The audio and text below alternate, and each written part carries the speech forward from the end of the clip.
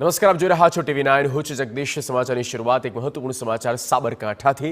BZ ગ્રુપના કૌભાંડમાં CIDએ કરી કાર્યવાહી। હિંમતનગરથી પ્રાંતિજના પ્રાથમિક શિક્ષક સહિત 2 લોકોની અટકાયત કરવામાં આવી અને બંને શખ્સોને વધુ પૂછપરછ માટે ગાંધીનગર લઈ જવામાં આવ્યા। શિક્ષકની ફરજ પર હોવા છતાં બીઝેડ ગ્રુપની ઓફિસમાં કામ કરતા હતા અને શખ્સ ભૂપેન્દ્ર ઝાલાના મદદનીશ તરીકે કામ કરતો હતો। ઝડપાયેલો શિક્ષક ભૂપેન્દ્ર ઝાલા માટે લાઇઝનિંગનું કામ કરતો। અનેક શિક્ષકો અને અધિકારીઓને પોન્ઝી સ્કીમમાં રોકાણ કરાવવાનું કહ્યું હતું। શિક્ષકની સાથે ભૂપેન્દ્ર ઝાલાના એક ઓફિસ બોયની પણ અટકાયત કરવામાં આવી। ઝડપાયેલ શખ્સની તપાસમાં અનેક ખુલાસા થવાની શક્યતાઓ રહેલી છે। સંવાદદાતા અવનીશ ગોસ્વામી ફોનલાઈન પર। અવનીશ, પૂરી વિગત। જગદીશ, વાત કરવામાં તો જે પ્રકારે ભૂપેન્દ્ર ઝાલા એન્ડ કંપની જે છે તે ભૂપેન્દ્ર ઝાલા અને તેના અન્ય મળતિયાઓ એજન્ટો જે છે તેની શોધખોળ CID ક્રાઇમ જે છે તે અલગ અલગ ટીમો બનાવીને કરી રહી છે।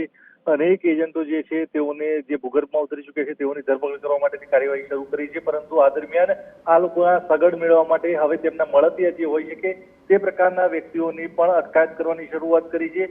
આ જ પ્રકારે પ્રાંતિજ તાલુકામાં ફરજ બજાવતા શિક્ષક સહિત 2 વ્યક્તિઓની અટકાયત કરવામાં આવી છે અને તેઓની પૂછપરછ હાથ ધરવામાં આવી છે। તેઓને મોડી સાંજે અટકાયત કરીને ગાંધીનગર ખાતે લઈ જવામાં આવ્યા હતા અને તેઓની પૂછપરછ હાથ ધરવામાં આવી હતી કે તેઓ આ ભૂપેન્દ્ર ઝાલા જે છે તે ભૂગર્ભમાં ઉતર્યો તો ક્યારે ઉતર્યો, કેવી રીતે ઉતર્યો અને ક્યાં ગયો હતો, તે ઉપરાંત કેટલા પ્રકારના તેની પાસે ફોન છે, કેટલા સિમ કાર્ડ છે, આ તમામ વિગતો જે છે તે આ બંને શખ્સો પાસે હોઈ શકે છે। આ આશંકા રાખીને તેઓની પૂછપરછ પણ હાથ ધરવામાં આવી છે। તેઓએ એ પણ પ્રયત્ન કર્યો હતો કે જ્યારે CIDની ટીમ તેઓને ઓચિંતી પકડવા માટે પહોંચી તો કેટલાક અધિકારીઓને પણ ફોન ગુમાવ્યા હતા અને જેને લઈને CID પણ ચોંકી ઉઠી હતી કે આ જે છે તે બીજેડના જે મળતિયા અધિકારીઓ હોય તે પ્રકારના તેઓની સાથે પણ સંપર્ક ધરાવે છે, એટલે કે આની પાસેથી વધુ ખુલાસા થઈ શકે તે રીતે તેમની પૂછપરછ પણ હાથ ધરવામાં આવી છે। જગદીશ, બિલકુલ અવનીશ, આભાર માહિતી માટે। બંને શખ્સોને વધુ પૂછપરછ માટે ગાંધીનગર લઈ જવાયા છે। બીઝેડ ઓફિસમાં શિક્ષક ફરજ પર હોવા છતાં તે કામ કરતા હતા અને ઝડપાયેલ શિક્ષક ભૂપેન્દ્ર ઝાલાના મદદનીશ તરીકે કામ કરતો હતો।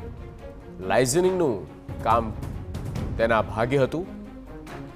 આરોપીએ અનેક શિક્ષકો અને અધિકારીઓને સ્કીમમાં રોકાણ કરવા માટે કહેતા હતા અને વધુમાં એક તેના ઓફિસ બોયની પણ અટકાયત કરવામાં આવી છે।